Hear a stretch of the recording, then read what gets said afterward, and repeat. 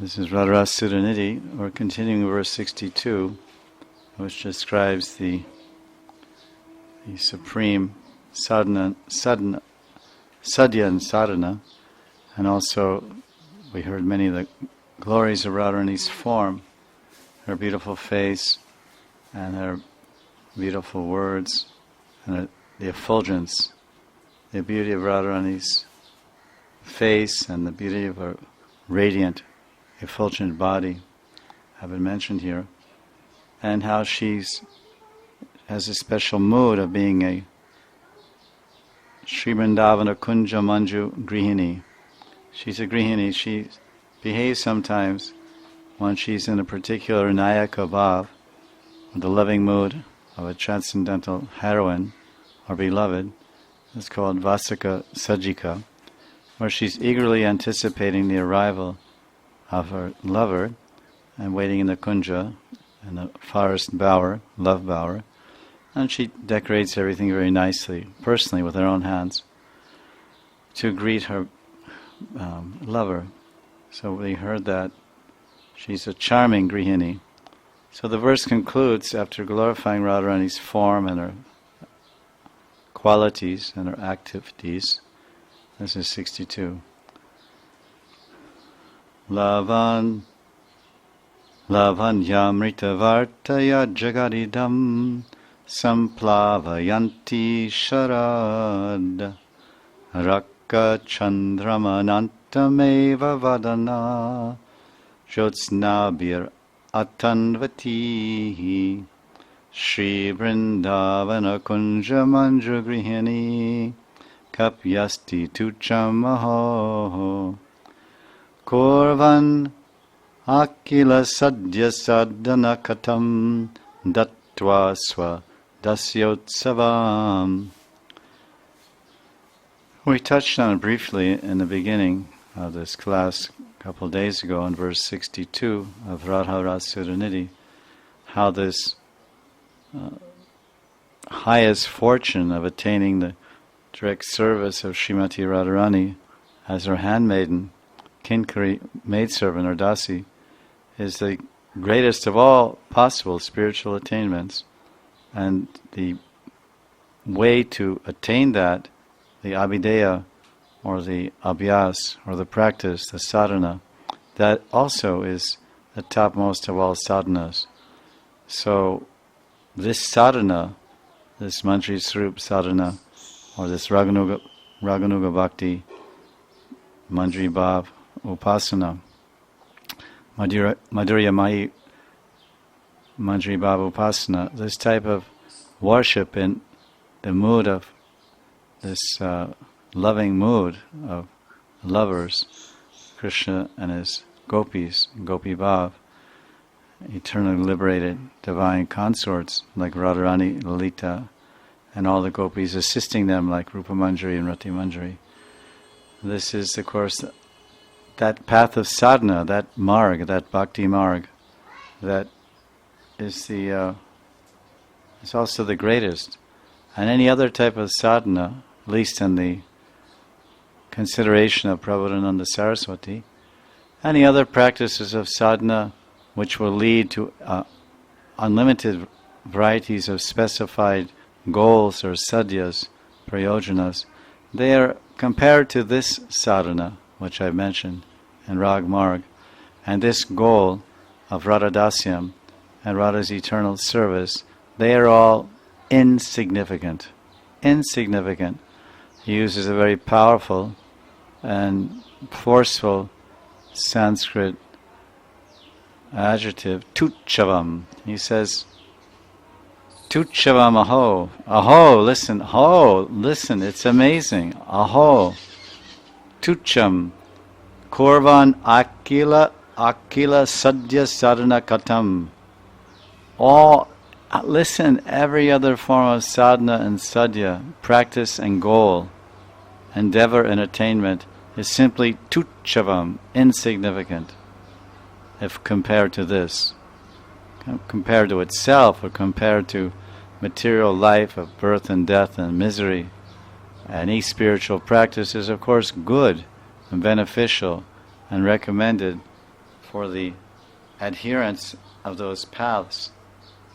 It's like Krishna says in Gita, better than the materialist is the jnani, and better because the jnani is trying to get liberated, dharma, arth, kam, moksha, by following the path of Gyan Marg or yoga or meditation. So he's much better than the fruitive worker or the karmi.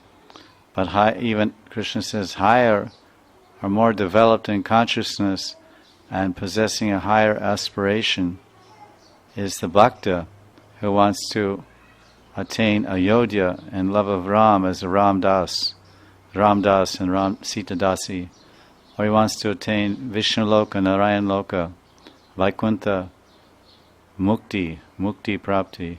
He wants to attain Vaikuntha and any of the various Ishtadevs of the Lord residing in the various Vaikuntha planets, Ram, Vishnu, Nrsimha, Jagannath, etc. Brihad Bhagavatamritam says that Lord Jagannath, you can see there, Sanatana Goswami is describing that Lord Jagannath has his own separate planet in Vaikuntha, Purushottam Kshetra, and Gopakumar, who's the main character in that philosophical spiritual odyssey of Gopakumar traveling through all the different planes of existence, continually chanting his Gopal mantra and continually hankering for the darshan and loving embrace and seva of his desirable Ishta named Madan Gopal, Krishna in Vrindavan, the beautiful cowherd boy. So he went everywhere, and as he went different places, they said, "Oh, you've just come from Purushottam Kshetra. You see on the earth planet. Well, also here in Vaikuntha, you can see over there, that's also Purushottam. That's also the residence of Jagannath here in Vaikuntha." So that point is established. So, of course, all of these paths, all spiritual sadhanas, and all spiritual goals are good. But when we compare it to what Lord Chaitanya came to give, no one has ever given such a gift before. It's very appropriate that when Srila Prabhupada, the ISKCON founder, when he went to New York and started his movement of pravachan and kirtan and his mission to preach and convert Christians and Western people to the Sanatana Dharma, the Vedic view, this Krishna Bhakti, Krishna consciousness, he rented a small storefront to make a center, a base, to preach Krishna consciousness. And the previous owners of that store was a gift shop. They were selling gift items, and they apparently closed that business. There was a big sign in front of the store on 2nd Avenue in Manhattan, New York City. It said, "Matchless gifts." Matchless. Atul Dan. Atul means no comparison. Atul. Matchless gifts. So Prabhupada was certainly out from that storefront. He was distributing matchless gifts, incomparable, most invaluable gift of Krishna Bhakti and Krishna Prem and Bhakti Sadhana and Bhakti Yoga. This Nam Sankirtan, the gift of Nam Sankirtan, the gift of Radha and Krishna's eternal seva, and the gift of attaining perfection in Goloka Vrindavan, and the gift of realizing and attaining one's eternal spiritual form to lovingly serve Radha and Krishna. All these gifts he was giving, basically, that was couldn't be a better name, because Gauranga Mahaprabhu, every day of Brahma or every kalpa, whatever it is, after so many millions and millions of years, Krishna comes to this world. And right after Krishna leaves, a few thousand years later, and the same yuga, and practically same period, Gauranga Mahaprabhu, Sri Krishna Chaitanya Radha Krishna Nahayanya, the combined form of Radha and Krishna Militam, Yuga, they descend as Gauranga Mahaprabhu. So Gauranga Mahaprabhu came into this world to give a matchless gift, something that hasn't been given for a long time, Chiritaram. For a long, long time, no one has given this gift of of Manjari Bhava Upasana or Gopi Bhava Angikara. Krishna's Kaviraj explains that Lord Chaitanya came, and when he's describing the various purposes, he wanted everyone to accept Gopi Bhava Angikara. So whomever he preached to, whomever he discussed with, practically, at least those that accepted him intimately and came close to him, they all adopted this line of bhajan, sadhana, and sadhya. So he says that everything else is insignificant, so we can just look at that a little bit. Now, this is the third point of the verse about Radha's seva. So the service of Srimati Radhika, Radha Dasyam, become her dasi, is the supreme goal, sadhya, of all possible spiritual practices, sadhana. To see Radharani to actually see Radharani, everyone sees Radharani in the temple or in paintings or in their internet or telephones. They see various paintings, or even you can see Radharani in maybe films, I don't know. There may be films of Vrindavan Leela, I can't say. But there has been this animations, like with like this one very famous one, where Krishna's a young coward boy, little Krishna, something like this. And there Krishna's playing with his boyfriends, and then Radharani comes, and Lita, and they're like little girls. So you can see see Radharani and hear her speak. So everyone has some different impression from what they've seen or how they've experienced Radharani. They have some different heart impression or mental, visual impression, or maybe what they've read or pictures and paintings they've seen in books and on the internet. But here, Sripad Prabodhananda Saraswati, he's explaining the kind of vision he's having from his vantage point of being the most elevated, pure, transcendental devotee of Radha and Krishna. And he's there in service, in Radha Dasyam, as a Manjari Dasi of Radharani, and seeing how Radharani is this Sri Vrindavana Kunja Manju Grihini, very charming and lovely goddess and queen of the love bowers of Vrindavan, the forest bowers. So he's bathing, his eyes are seeing Radharani acting like this and moving around in the kunj like this, and with her own delicate lotus bud hands decorating the kunj for the pleasure of her divine lover, Nagarendra Shamsundar. And then he's appreciating the beauty of Radharani's divine form at this moment, how her radiant face, her Lavanya Amrita and Varan, and the whole while he's serving she is serving Swamini's every wish and want with the topmost, which is the topmost goal of all paths of enlightenment.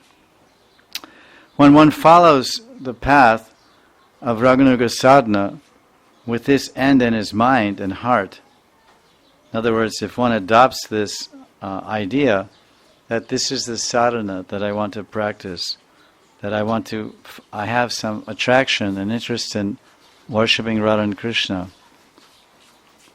and especially I'm attracted to Srimati Radharani. I don't know how or why, but somehow I'm very attracted to her beauty, her sweetness, her qualities of compassion, and her qualities of sweetness and humor, and the whole mood that Radharani represents. What I've heard and what I read in Shastra is that she's so surrendered to Krishna, and she's so dedicated to his happiness and his pleasure at every moment, because she's Aradhana, Radha. She's the greatest of all possible devotees of Krishna. And everyone in Vrindavan is a devotee of Krishna. And we want to be devotees of Krishna also. We're Krishna devotees. Krishna Das or Krishna Dasi, or Radha Dasi and Krishna Das. So that is everyone's goal. So then when we hear about Radharani, we think, wow, she's the greatest devotee. And we hear so much in Srila Prabhupada's books, he says that, establishes that point, that Radharani is the greatest devotee, and we can't. Who are we, and what is our qualification, and what love do we have for Krishna, and what qualification do we have to serve or please Krishna? But Radharani has it all, as they say. She has all the beauty to satisfy Krishna's every sense, and she has all the talents and all the moods of surrender and dedication, absolute dedication that we'll never have probably, or at least someday we'll have, to really please and serve and satisfy Krishna. Therefore, don't try to serve Krishna directly, but go to Radharani, Prabhupada tells us. If you pick a flower, offer it to Radharani, because then Krishna will accept it. Because Krishna accepts offerings from a pure hand and a pure heart. This is established in the Bhagavad Gita. Maybe it's 9th chapter, 26th verse. It says, Patram pushpam phalam toyam yo me bhaktya prayachati taraham bhakti parita ashnami paritatmaha. And this word paritatmaha, it means that not only should Krishna will accept, he says 2 times, he says, I will accept, if you offer me something, it can be very insignificant. It can be very small and not even cost anything. You can offer me a tulsi leaf, patram, pushpam. You can offer me a flower, wherever here and there you find a flower. A leaf, a flower, some fruit, if you have some money to buy a fruit or you have a fruit tree, or some water. You offer me with love and I will accept it. But then he says again, and it must be, he says, bhakti paritam and prayatatmaha. So this word prayatatmaha, and Sridhar Swami's commentaries, and Gita, and Vishwanath, and Jiva, others, they're saying that this means one must be pure. That Krishna will accept, not, okay, we're all devotees, but one must be pure, which means not only as pure as possible in his mind, but his body should be pure, and he should have clean clothes. So when we make an offering, it's not like, we're cooking, or we pass stool, and then we wash our hands, and then we go cook an offering, at home, and we don't bathe because it's cold, it's winter, or we're sick. Of course, that may be an exception if we're sick, to some extent, or we're in a hurry, or we're too lazy, whatever. So then we just wear the same old clothes, and we go in the kitchen and cook, and then we go and put tulsi and purify the items with water, Ganga Jal Jumana. Chant the appropriate mantras and make offering to Krishna, then give his remnants to Radha and down to Guru, and like this. That is not prayatatmaha. That is aparad, that is seva aparad. Murti seva aparad. It's an offense in the service because we're not pure. Prayatatmana means we should be pure. Okay, we're not pure devotees. That's a given. That's a given that everyone knows without anyone telling them or them telling themselves. So the pure in this case means, okay, now I'm going to cook an offering. This is a special thing. Maybe, and should clean clothes for that. Take a bath. It's any type of activity, any auspicious activity that one is going to engage in. His body and clothes and the asana should be clean and pure. Even in the basic activities of the material world, before one eats, then he washes his hands, feet, mouth. And the Ayurveda says that you should wash 5 things or parts of your body, 2 hands, 2 feet, and mouth before you eat, or let's say honor prasadam. And this way, this is called clean, because you're approaching Krishna. And even as I said, in the mundane sphere, in the material sphere of hygiene and laws, Vedic laws governing, say, grihastha life. So if a husband and wife want to produce a child, they are supposed to take a bath and clean clothes, and many things are described there for the grihastha section to follow. But the keynote here is cleanliness, purity of the body, and ultimately purity of mind and consciousness. Everywhere ensures the greatest result in whatever activity we do. If we're producing children, we have a pure body, pure clothes, clean body and clothes, and a clean and pure and elevated mind and consciousness, then when the husband and wife combine, a very high-class jiva will come there to take birth of similar consciousness. Like attracts like. A wife of high consciousness and pure devotional mood, combining with a similar husband, will attract a jiva with this type of inherent sanskaras and qualities. So what to speak of cooking and offering for the Lord, which we do so much, because we eat a lot. We eat at least twice, thrice, or more per day. And so haphazardly, we think it's a grand achievement if we can somehow offer it. Somehow offer the food and somehow put a tulsi leaf on it. And, I offered it. It's a major revolution. But actually there's more to it than this. So cleanliness, as everyone must have heard, I don't know about your particular languages, but in English they have a phrase, cleanliness is next to godliness. Sattva, Rajan, Tama. So this is the highest path. So when one follows this path of Raganuga sadhana with this end in his mind and his heart, and as Sripad is saying, then he thinks, Aho Tuchavat. Aho Tuchavat Akila Sadhana Satya. Akila means all the different paths. That Tuchavat means I don't care, a fig. They're insignificant. They're all insignificant. Somehow I received this great fortune by the mercy of Mahaprabhu. And some alokik love, some transcendental greed, divine greed is awoken in me by the mercy of advanced devotees, Rasik Vaishnavas, from this life or last life. By their sangha and by their kripa and mercy, I become attracted to this. I don't even know how or why. Maybe carried over from last life, and then we grow up at a very early age or at some point in our devotional development. Our mind and heart run towards Radha and Krishna, for example, and this Gaudiya Sampradaya. And then we're very interested in all the topics and all the deities of Radha and Krishna and their pastime places. So this is the basic beginning of Raganuga Bhakti, is this greed for the mood and love and seva and association and place of the Ragatmika Bhaktas of Braj, the Brajajanas, the eternal associates of Radha and Krishna and Vrindavan, Nanda Baba, Yashoda, Raktak, Patrak, Danishta, all the different servants of Krishna, then Lalita, Vishaka, Radha, Krishna Balaram, Sridham, Subal, and the various ratis and rasas. Then we run. So then we think, how much fortune I've received. By Guru's grace, by Vaishnava's grace, my mind and heart are pulling me in this direction. Automatically. It's not, Prabhupada used the word spontaneously. It's not spontaneous like there's some gasoline and you throw a match on it. You say petrol.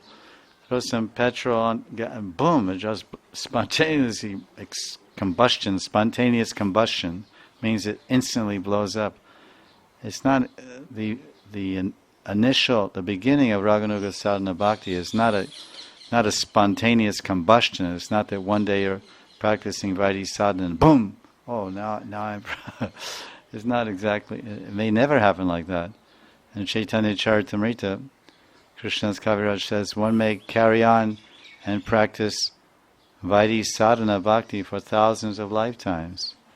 And if he continues that way, then he can attain Vaikuntha. But he cannot attain Goloka Vrindavan, Krishna and Radha and Vrindavan, unless he follows the Brijvasis. This was the path shown by the greatest knowers of the Vedas, the greatest rishis and munis of all time, known as the Shrutis, Shrutidaras. The personified Vedas, they followed the gopis. And from the beginning in Treta Yuga, they saw Ramchandra.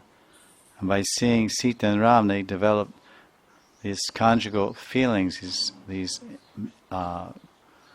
loving mood of a husband-wife towards Ram. And they expressed that mentally. And he said, he blessed them, tatastu. When I come as Krishna, then you can be my wives. So then they came to Braj, they were sadhana siddhas. They attained perfection by sadhana. What sadhana? Raganuga Bhakti. They followed the gopis of Vrindavan. And then Lakshmi Devi, Lakshmi Devi is from Vaikuntha, Narayan's Patni. She tried to attain Radha and Krishna in Vrindavan, but she couldn't. She was practicing Shravanam Kirtanam Vishnu Smaranam, Krishna Smaranam, but not following the gopis, not surrendering to the gopis, not following Rag Marg. So she did not attain Radha and Krishna in Vrindavan.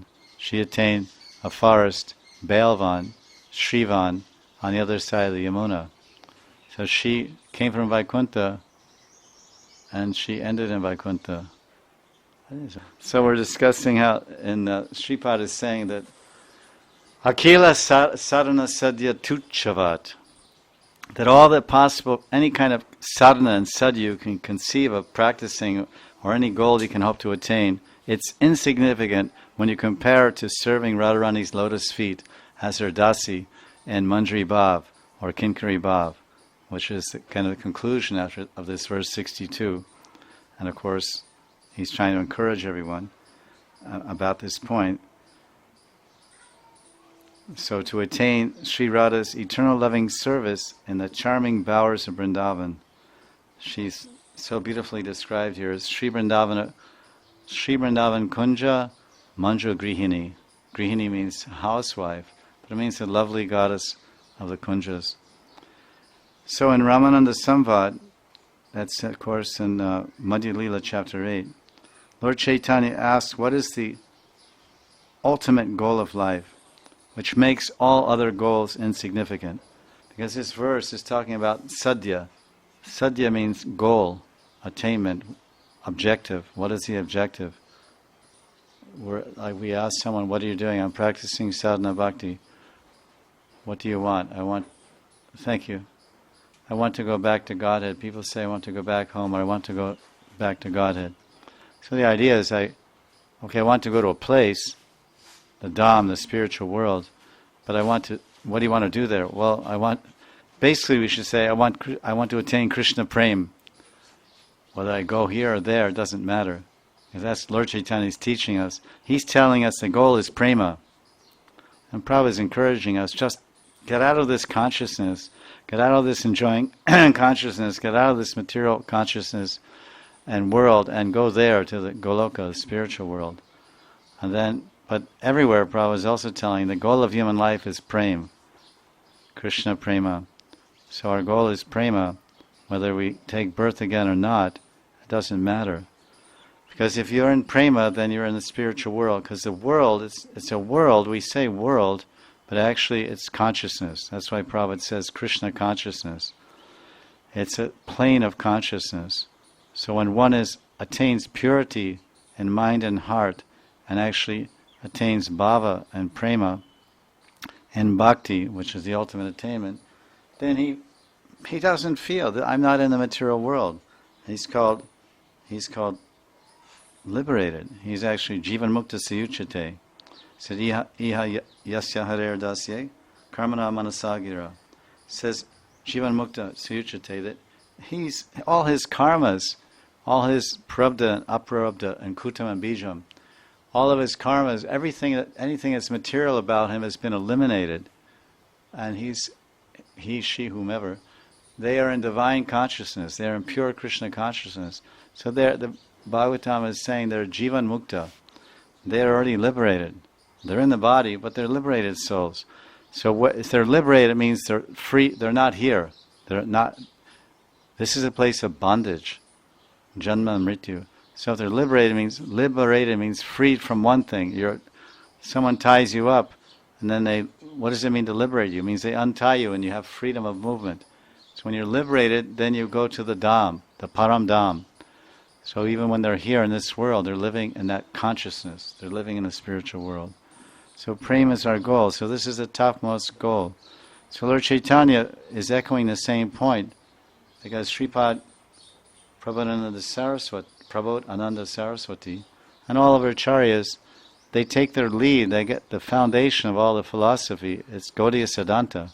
It comes from the teachings of Lord Chaitanya, and his inspiration, his empowerment has enabled all of our Mahajans and Gaudiya Vaishnavacharyas to write the books they wrote, and to give the teachings they gave, and to live the lives they lived as examples and directions and guides for us to attain spiritual perfection in the eternal service of Radha and Krishna and Vrindavan.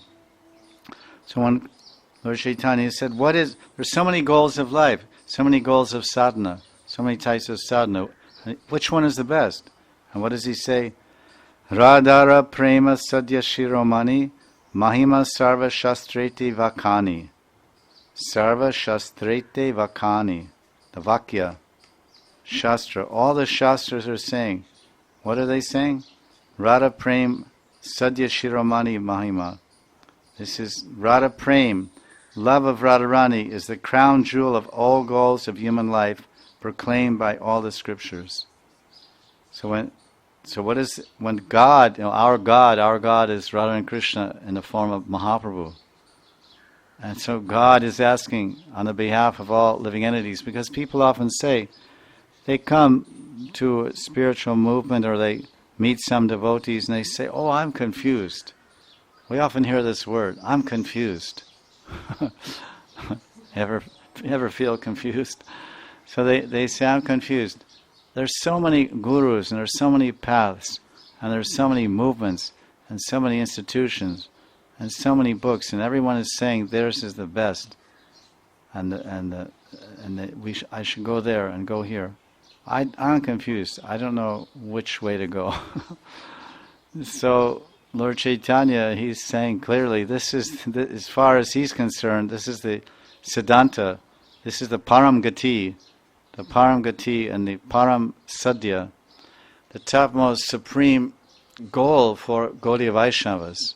So being a Gaudiya Vaishnava, as we all are, or trying to become, then we should identify with this conclusion, because when Ramananda Roy gave this answer, Lord Chaitanya said, yes, this is right.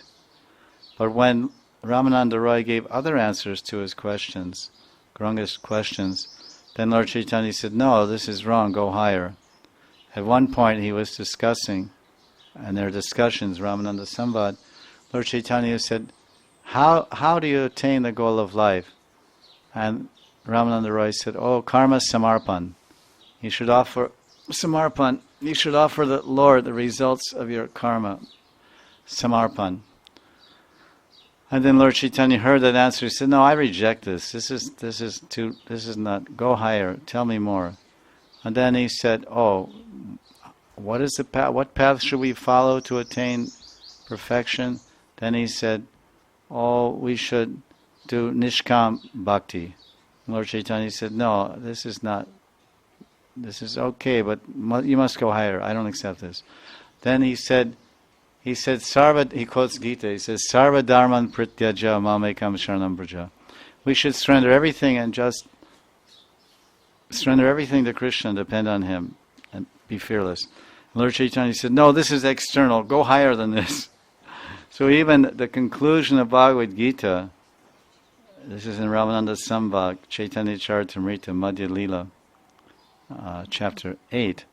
Lord Chaitanya said, no, higher. Then he said, oh, the way to attain the goal of life is higher than surrender, is to follow the Brijvasis and Ragmarg, the Ragatmikas, as Krishna's servants or Krishna's friends. And it goes higher and higher. And finally, it comes to the idea of worshipping and serving the Brijvasis, the Ragatmika Janas of Vrindavan, and especially coming to all the way to serving Radha and Krishna.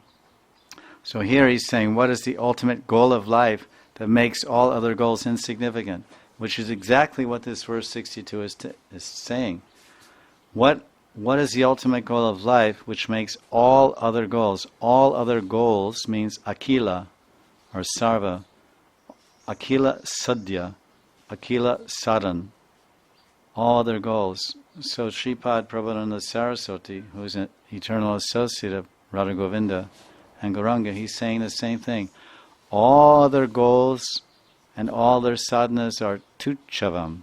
They're insignificant when compared to this. What is that? And that's the answer Ramananda Roy gave. Radhara prema sadhya shiromani mahima sarva shastrete vakani. The crest jewel of all sadhyas. Sadhyas means goal. The crest jewel of all goals is the love of Radharani. Radhara prema. Radhara prema sadhya shiromani mahima sarva shastreti vakani. The Radha prema, the love of Radharani, is the crown jewel of all goals of human life, which is proclaimed by Sarva Shastra, all the Shastras. So this is the fact that is told here, and this verse concludes on that point, that this is the greatest goal. And then if one is somehow has the fortune of following this type of sadhana to achieve this sadhya, which is the matchless gift of Lord Gauranga, then what he experiences, he or she experiences, then that's also told here. And the last phrase, he says, Datva Swadasyotsvam.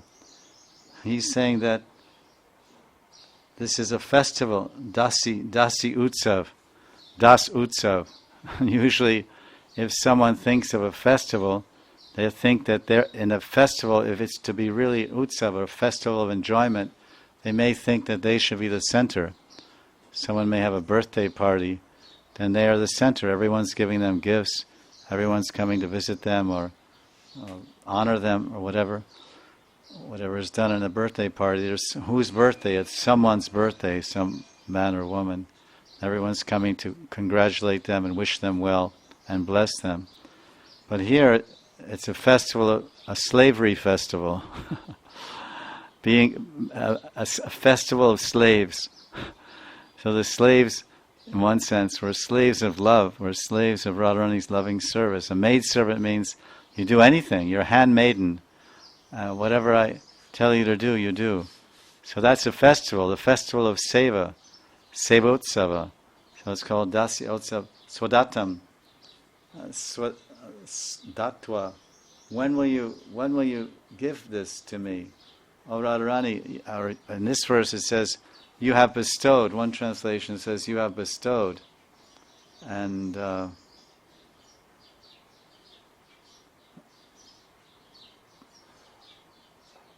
this he's saying that she's a bestower of this great,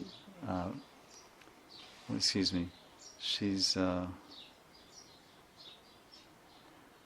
yes, that one will actually feel this way, according to the second translation. One will feel that everything is insignificant.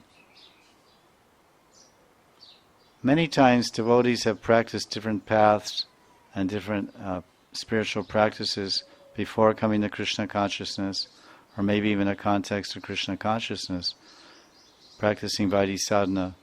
But what's being said here in the translation as part of this, is that when a devotee comes to the path of Raganuga Bhakti, or Rag Marg, then he may think that whatever other practices that he may be performed outside of Krishna consciousness or preliminary to adopting the path of bhakti with the intention of attaining Krishna prema, he may think that, they're all tuchavat, they're all insignificant.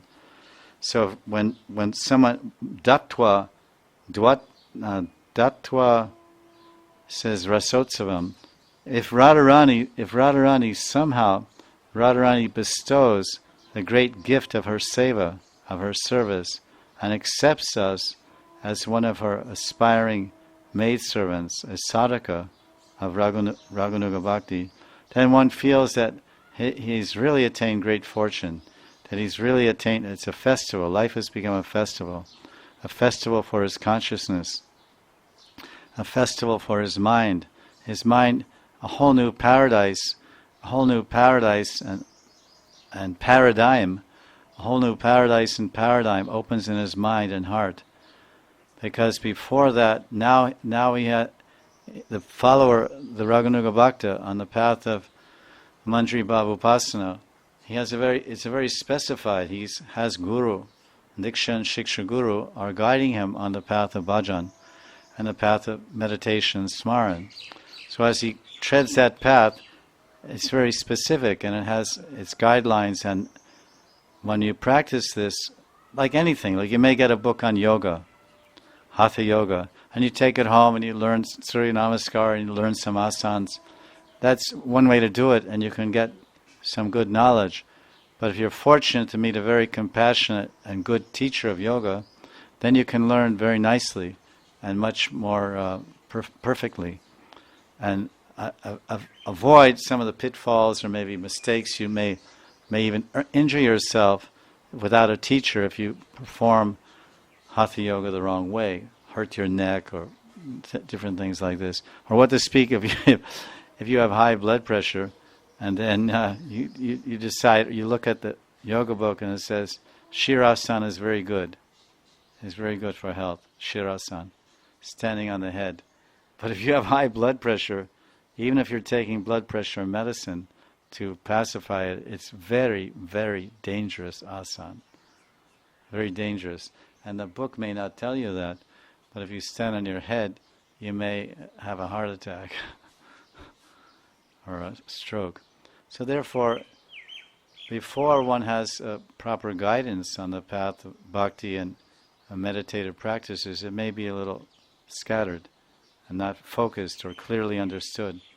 So here he's saying, when Srimati Radharani Dattva Sadasyam Utsavam, when Radharani gives the festival of her personal service, then one will realize that all their sadhana and sadhya he cherished and practiced are tuchavam, insignificant. In one sense, anything connected with God is not insignificant. It's very, very significant and very valuable and productive and helpful and purifying and elevating.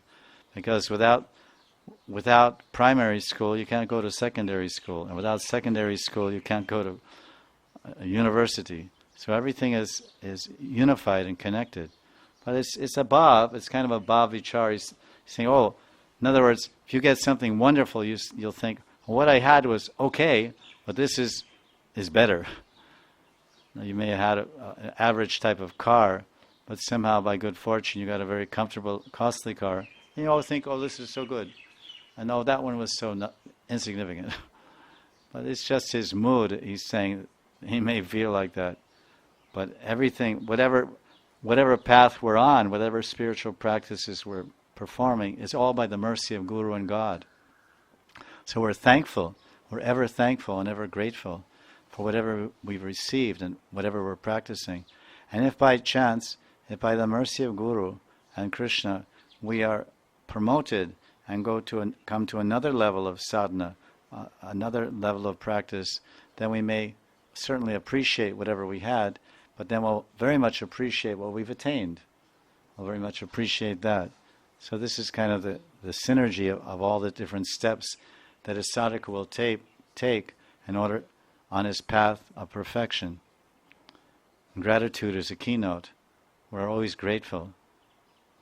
They have an expression in America, don't bite the hand that feeds you. So we're fed along the way from the time we're born until we die. And same thing in spiritual life. We're always being fed and nourished. Our bhakti, our development, our spiritual development and progress, we're being nourished and fed. Fed means given food by Guru, by Vaishnavas, by Krishna in the heart. So this is a continuous point like this. So Sri Chaitanya Mahaprabhu came in Kali Yuga to preach Raganuga Bhakti. That's told in the Chaitanya Charitamrita. Raganuga Bhakti Prachar. And specifically Mahaprabhu distributed the rare gift of Radha Seva. And this is in 1st Adi Leela chapter 1 verse 4. Anarpita chiram chirat kananaya avatayana kalo samarpayatum honot ujvala rasam sabhakti shriyam. This means in Kali Yuga, Gauranga Mahaprabhu, out of his compassion, he's distributing, this is the translation, the beauty of his own brilliantly radiant ujvala prema ras, bhakti. So here in this verse, which is probably most acharyas consider this to be the Paribhasa Sutra for the entire Chaitanya Charitamrita. What is Paribhasa Sutra? And Bhashya means language or words, and Pari means the sum total or all, and Sutra means the essence, the essential teaching, the theme, you could say the theme of this book is contained in this shloka. Someone might ask the question, what is the Paribhasha Sutra of the Srimad Bhagavatam? And Acharyas are telling, as Sri Jiva Goswami Pad is telling also, and the Bhagavat, or say, I think Bhagavat Sandarbha, says this, Canto 1, Chapter 3, verse 28, where it says, Ete chamsha kala pumsa, Krishnas tu Bhagavan swayam, Indrari vyakulam mule, yuge yuge. He says that Krishna, after describing all the different avatars, before mentioning this verse, in the first 28 verses, he says, oh, Krishna, there's the Leela avatars, there's the Das avatars, there's the 24 forms of Vishnu, so many Purusha avatars and Leela avatars and Guna avatars. Then after that he concludes by saying, of all these, Krishnas tu Bhagavan Swayam. Krishna, Vrindavan Sri Krishna Damodar, he is the Swayam. He is the original, the origin of all. So this is considered the Paribhasa Sutra. The entire Bhagavatam, from 1st canto to 12th, will describe and illuminate through the stories of different bhaktas and through the stories of the Lord himself and through the philosophy and teachings that Krishna and Vrindavan is the topmost form of Godhead. Purnatam Bhagavan. He's the complete Purnatam Bhagavan. And all others are Sarva Avatari. All other forms of Bhagavan are contained within him, and they expand from him accordingly to the needs of and wish of himself for different pastimes and purposes to maintain the universe and spread bhakti in the universe and to show his pastimes and to protect his devotees and to interact with his devotees practicing bhakti. These are the various purposes why Krishna appears in this world. There's many, 4 or 5 altogether. So therefore, the Chaitanya Charitamrita, the Paribhasa Sutra, is this. It's talking about Gauranga. He only comes once in a day of Brahma, which means millions of years. And he comes specifically, Swabhakti Shriyam Unat Ujjvala. Unat Ujjvala means Madhurya Bhakti. Some people say Lord Gauranga came to broadcast the 4 rasas of Braj, Chari Bhakti Ras. That's in the Chaitanya Charitamrita, that verse is there. But there are different explanations of that. He didn't really come to broadcast, he came to relish. With his different associates, he relished those rasas of Dasya, Sakya, Madhurya, and of course also Vatsalya. But establishing, this is his mission, and that's why all the acharyas, all the lineages coming from Gauranga Mahaprabhu, and all the acharyas are teaching and spreading this Madhurya Mahi Bhakti, Braja Madhurya Mahi Bhakti and Parikya Bhav of the Gopis of Vrindavan. That's why not only this verse 1:1-4 establishes the primary mission of Lord Chaitanya, Unat Ujjvala Rasa, to broadcast this, and he empowered all the 6 Goswamis and all his acharyas and Nityananda and Vaita, Gadadhar, all the different lineages coming from Gauranga, of the Gaudiya Vaishnava Sampradaya. They are broadcasting this. Then later, there's many, many verses to support this point, where he says, Gopi Angikara. Angikara means to accept. The Gauranga has come to encourage everyone to accept this. Of course, if one has that eligibility and has that great fortune within his own sanskaras and with his own basic inherent makeup. Every sadhaka jiva has his particular stahirati, and every sadhaka jiva has a spiritual form in Vaikuntha. And at some point he will understand what is his stahirati, eternal loving mood, and endeavor to find that. So those that are so very fortunate devotees in Gaudiya Sampradaya will attain this gift of Lord Gauranga, and some in a future life, we can't say. But this is the basic presentation. When they wrote a letter to Prabhupada, you can see in a folio of Prabhupada, I said, Prabhupada, are most of our acharyas, they're in Madhurya Bhav, they're in Manjaris? And Prabhupada said, yes, most all of them are. Bhakti Siddhanta Saraswati and Gorakishore Das and Bhakti Vinod and Jagannath Das Babaji Maharaj and Vishnu Chakravarti and Narottam Das Thakur and everyone, and all of them are Manjaris and maidservants of Radha and Krishna.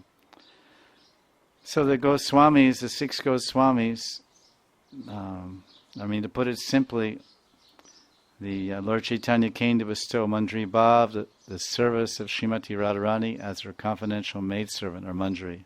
He came to give it if we have the eligibility and we have the qualification, then we'll receive it. Otherwise, it will remain a great distance from us because that's not our particular nature. The 6 Goswamis received this gift, and as a result, they gave up everything, tuchavat, as insignificant. We're just stressing on this verse how other forms of sadhana and other forms of sadhyas are insignificant when one comes to this Manjari Bhav sadhana. Because there's a famous verse in the Goswami Astakam, Tyaktva turnam ashesha mandalapati shrenim sada tuchavat bhutva dina ganeshako karunaya kopina kantashrito gopi bhava rasam ritabdi lahari kalola magno muhur vande rupa sanatano ruguyago Sri Jiva Gopalako.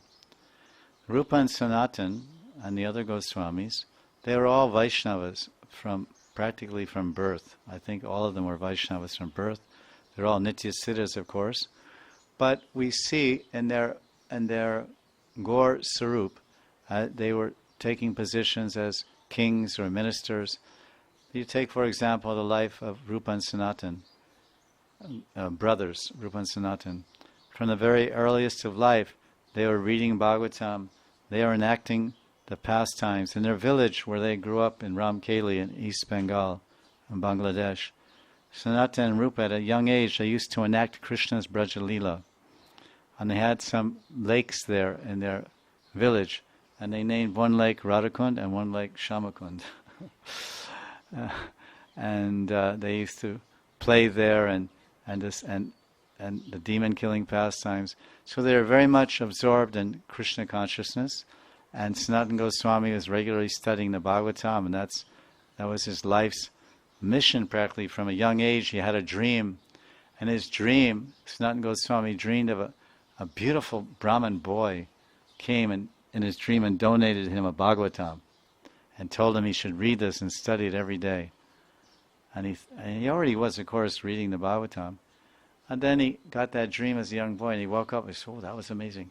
And then that very day, later in the day, a beautiful, handsome Brahmin from an unknown village came and donated the Mul Shlokas, the entire Srimad Bhagavatam, to Sanatan. So from then on, he made it his life studies, and he left the service, the government service. He was a minister of finances for the ruling Mughal king of East Bengal, and he pretended to be sick, and he stayed at home, and he called about 10 or 12 Brahmins together, and every day they were discussing the Srimad Bhagavatam. So he's a great worshipper of the Bhagavatam and following the Navavida Bhakti and Shravanam Kirtana Vishnu Smaranam of Bhakti. But then because they didn't know this is from birth, so they hadn't met Lord Chaitanya yet, and they hadn't been embraced by Lord Chaitanya, and they hadn't received the great gift, Anarpita Shrim Triyat Karana Yavatirana Kalo, this Unat Ujvala, Svabhakti Shriyam Unat Ujvala Prem. They had not received that yet, that matchless gift. So they were following Bhakti and Sadhana. Then once they got that gift from Lord Chaitanya, then they became one in heart with Lord Chaitanya's heart, and one in mind. Sri Chaitanya Manobishtam Stapitam Yena Bhutale Swayam Rupa Kadamayam Dadati Swapadantikam. Rupa Goswami is glorified. Sri Chaitanya Manobishtam Stapitam Yena Bhutale Swayam Rupa Kadamayam Dadati Swapadantikam. Oh Rupa Goswami, you are Swayam Rup. You are the personified form of the beauty of Radharani. And the Swayam Rup, her Rupam, the form of Radharani's love, the form of Radharani's seva and Radhadasyam, and the form of Radharani's Mahabhav. You are that Swayam Rup. And Sri Chaitanya Mano Bhishtam, you have incorporated, you know the heart's desire of Gauranga Mahaprabhu. Sri Chaitanya Mahaprabhu, Sri Chaitanya Mano Bhishtam, Stapitam Yena Bhutale, Bhutale, among the living entities in this world, the human beings, you have established this Manobhishta of Gauranga. What is the Manobhishta of Gauranga? The Rupa Goswami established Chaitanya Charitamrita 1:1-4. Sabhakti Shriyam Unat Ujvala Rasam. To establish this Manjari Bhav Sadhana, to establish Radha Govinda Yugal, the Prem Seva of Radha Govinda Yugal in Vrindavan. This is the Sadhya and the Sadhana to attain the perfection of Gaudiya Siddhanta and Gaudiya Vaishnava Prayojan and Sadhya. So Rupa Goswami, and they became expert in all this through their writings and teachings and Stavamala, etc.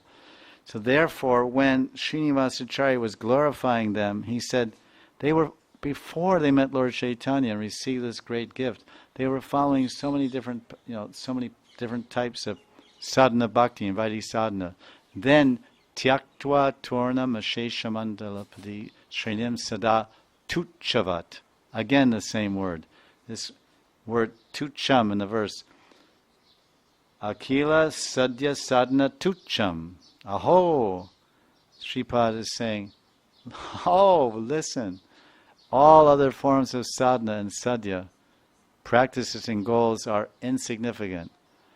Tyaktva torna mashesha mandala pati shrenim sada tuchavat. For the six Goswamis, when they receive this great gift of Radhadasyam, and this great gift of Rag Marg, and this Raganuga Bhakti Prachar, is telling in Chaitanya Charitamrita, Lord Chaitanya came, Raganuga Bhakti Prachar. Prachar means to preach. Prabhu, I'm preaching. Everyone's preaching. Lord Chaitanya is also Prachar. Prachar means preaching. He came, when they're describing, why did Lord Chaitanya come here? Of course, there are different reasons. But the reason that's most important for us, his internal reasons, his antarkarana, his internal reasons why he came here, to relish Radharani's Radha Pranaya Mahima, to understand the greatness of Radha's Pranaya, the greatness of Radharani's intense love, and the sweetness of serving Krishna. Those are the internal reasons. But the external reason which Lord Chaitanya came to this world for, which is most applicable and important and relevant to us, is Raganuga Bhakti Prachar. In Chaitanya Charitamrita one shlok. So he came to teach Raganuga Bhakti, and he empowered all of his followers to write about it and describe it and to show the way and the path, and the subsequent lineages coming from Gauranga Mahaprabhu. They have also propagated and taught this Raganuga Marg. So here, when they adopted that, then they thought, oh, all of our wealth, our aristocracy, and everything we're doing, it's Tuchavam, Tyaktva, Turnam, Ashesha, Mandalapati, Shrenim, Sada, Shrenim, everything good, all family, money, everything, it's all insignificant. Why is it insignificant? Because Gopi Bhav. Because Gopi Bhava Rasa Amrita. They attained Gopi Bhav by Mahaprabhu's mercy. He came to preach Raganuga Bhakti, which means follow the gopis of Vrindavan, to love Radha and Krishna and serve Radha. So Gopi Bhava, they attain this Gopi Bhava Ras Amrita Abdi. Abdi means ocean of nectar. Ras. What is this Ras of Gopi Bhava Ras? It's the Ras of serving Radharani like a Sakhi, like a Manjari, with a special, extra special affection called Sneha Adik. Very special affection. Because we have an extra special affection for Radha, and she has extra special affection for her Manjaris. She loves her Sakhis like her best friends. Sakhi means friend. She loves Lalita Vishaka like her best of friends. She'll give everything to them, but she loves her Manjaris even more. As the Sakhis, Lalita Vishaka, they have Krishna Sneha Adik. Adik, extra, more, additional. they have more affection for Krishna than they do Radha. So it's like they have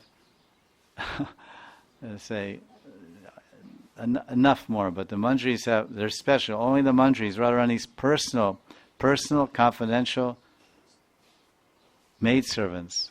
Our Manjaris have Radha, Sneha, Adik. These are the Nitya Sakti category. So they were these 6 Goswamis, Rupa Goswami, Raghunath Das Goswami, etc. They were absorbed in Gopi Bhav, Manjari Bhav, and repeatedly immersed and plunged in the waves and ripples of the ocean of divine rapture. The Nectar Rasa festival of Srimati Radharani's intimate seva.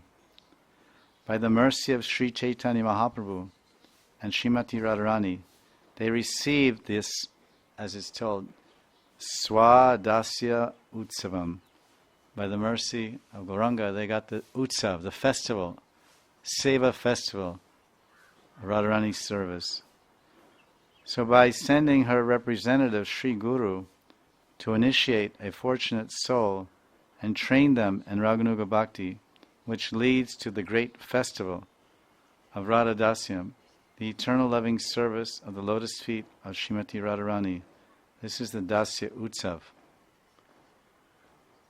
Lavanyamrita Vartaya Jagaridam Samplavayanti Sharad Raka Chandramanantameva Varana Jyotsnabi Attanvati Shri Vrindavana Kunja Mandragrihini Kapyasti Tuchamaho Kurvana Kila Sadhya Sadhana Katam Tattva Sadasyotsavam. There's 2 translations here. I can read. One's by Dasra Sutta and the other's by Advaita Das. So Dasra says, Radharani completely inundates the universe, Jagat Samplavat, with the graceful nectar of her charming words. Radharani spreads the radiant beams of her effulgent face like millions of autumn's full moons. Sharad Raka Chandramananta Eva Varana Jyotsnavi Atanvati. Aho, some indescribable housewife of Sri Vrindavan's lovely sylvan bower houses, Sri Vrindavana Kunja Mandra Grihini, Aho. Radharani has bestowed upon me the festival of her own service.